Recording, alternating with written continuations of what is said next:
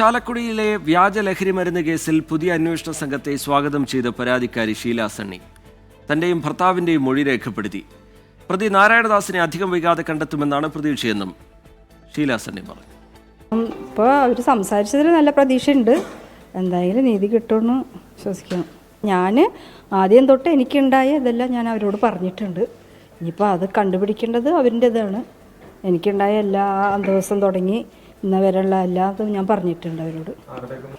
അപ്പോൾ എന്നെയും ഹസ്ബൻഡിനെയും അത് ഞാൻ പറയുന്നത് ഇപ്പോൾ അവർ കണ്ടുപിടിക്കട്ടെ. ഇപ്പോൾ എന്തായാലും പുതിയ അന്വേഷണം അങ്ങനെ ഇത് വന്നിട്ടുണ്ടല്ലോ. അവരിപ്പോൾ എല്ലാം അന്വേഷിച്ചു കൊണ്ടിരിക്കുന്നുണ്ട്.